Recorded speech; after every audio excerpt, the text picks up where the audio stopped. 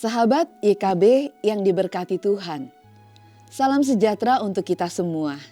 Senang dapat kembali menjumpai dan menyapa saudara lewat acara Wasiat Kekal, berupa renungan firman Tuhan yang memandu kehidupan kita. Bersama saya, Pendeta Lina dari GKI Perniagaan Jakarta. Renungan kita hari ini, Jumat 27 Februari 2026, ditulis oleh Pendeta Emeritus Mungki Aditya Sasmita dari GKI Sangkrah Solo. Dengan judul Kekuatan Kasih Sayang. Yang didasarkan pada pembacaan kitab Mika, pasal yang ke-7, ayat yang ke-18 sampai ayat yang ke-20. Dan yang akan menjadi pusat permenungan kita adalah Mika 7 ayat yang ke-19. Mari kita berdoa sebelum kita membaca firman Tuhan. Kami bersyukur untuk kasih sayang Tuhan yang boleh kami rasakan tiap-tiap hari. Juga pada hari ini melalui firman-Mu yang akan kembali menyapa kami. Kami rindu Engkau memberkati kami dengan firman-Mu yang boleh menuntun kami. Dan kami mohon Kau berkenan berkata-kata kepada kami. Hanya di dalam nama Tuhan kami Yesus Kristus, Tuhan dan Allah kami yang hidup, kami berdoa. Amin. Sahabat, saya akan membacakan untuk kita kitab Mika pasal yang ke-7 ayat yang ke-19. Demikianlah bunyi firman Tuhan. Kiranya Ia kembali menyayangi kita, menghapuskan kesalahan-kesalahan kita, dan melemparkan segala dosa kita ke dasar laut yang dalam. Sahabat, kekuatan kasih sayang ditunjukkan secara jelas dan nyata saat seseorang memberikan pengampunan.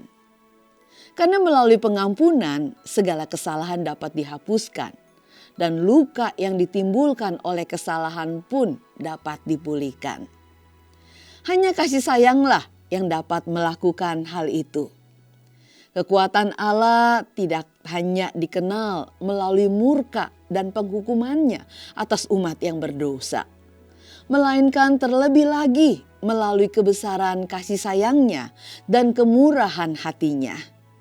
Oleh karena itu, umat Israel berharap agar ketika mereka berbalik dan bertobat dari segala dosa dan kesalahan mereka, Allah berkenan kembali menyayangi serta menghapuskan dosa dan kesalahan mereka.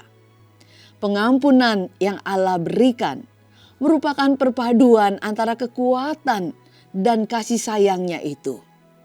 Itu sebabnya penghapusan dosa umat tersebut digambarkan seperti saat Allah menenggelamkan Firaun dan pasukannya ketika umat Israel keluar dari tanah Mesir. Hal itu sekaligus menegaskan bahwa ketika Allah mengampuni dosa, Allah sesungguhnya memusnahkan segala dosa dan pelanggaran umatnya untuk selama-lamanya. Sahabat, dari firman ini kita belajar dua hal penting.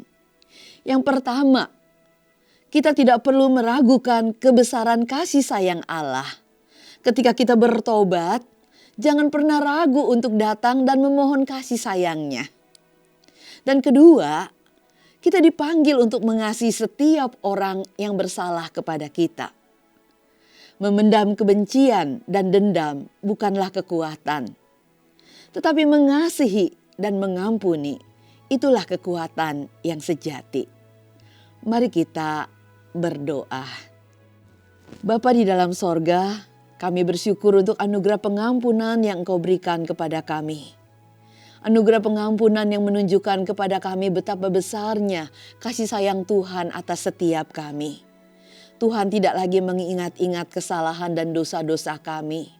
Tuhan mengampuni kami, melemparkan dan membuang dosa kami ke tubir-tubir laut. Tuhan, tolonglah kami supaya kami juga dapat melakukan hal yang sama kepada orang-orang yang bersalah kepada kami. Dengan kekuatan kasih sayang Tuhan, kiranya Tuhan memampukan kami juga untuk mengasihi dan menyayangi orang-orang yang juga mungkin pernah berbuat salah kepada kami. Biarlah mereka juga bisa merasakan kasih dan kebaikan Tuhan melalui kami. Demi Kristus Yesus Tuhan kami berdoa. Amin. Sahabat, demikianlah renungan kita hari ini. Jangan lupa untuk mensubscribe, memberi tanda like, dan membagikannya kepada sebanyak mungkin orang, supaya banyak orang mendapat berkat dari Tuhan. Tuhan memberkati.